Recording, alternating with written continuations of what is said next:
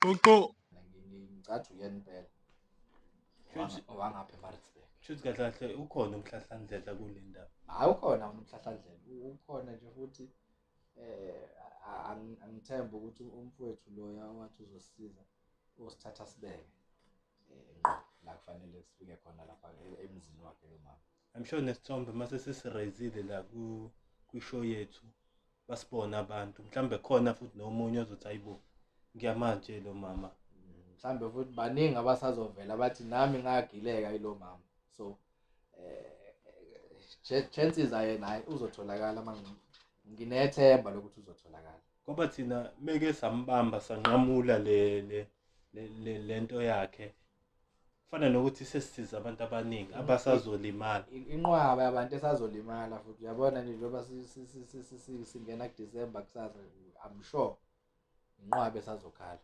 Inqwaba esazokhala. Kodwa yabo the moment sifaka isithombe sakhe abantu benzele ukuthi babe aware ngayo, especially inyanga.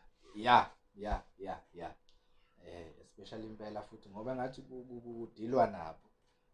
Ngoba nodadewethu naye wagcina edlule emhlabeni naye ubelapha naye.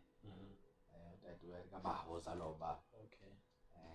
Yena udlula kanjani noma yoma heart attack noma Udadewethu bamgila kakhulu udadewethu. Umntakama ngezwe sengizwe istory sengixoxela ukuthi wachaza ukuthi uhlangane nomama thize. Wayeza la ekhaya kahle kahle on that day. Wayesethi akadlule la eSiphingo la kade ngisho khona Shoprite Checkers lo lapha.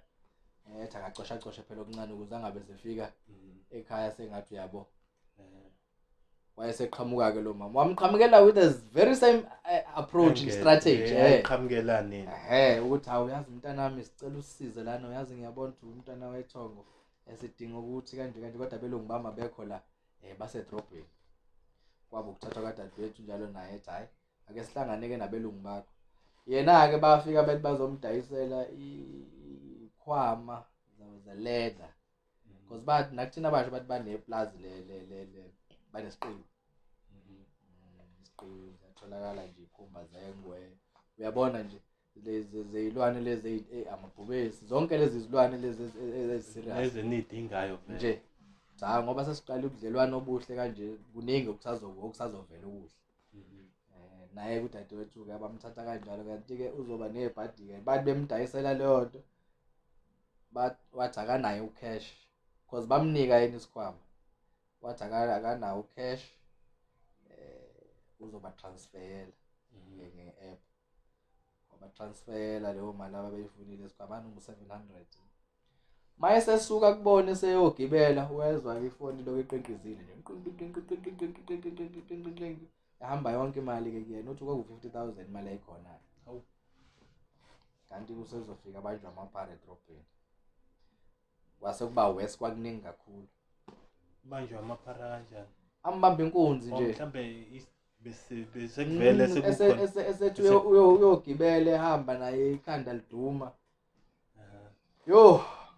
Gcina ngokudlula ke emhlabeni kodwa ke. Ngoba abangisafika like abaphindele emuva.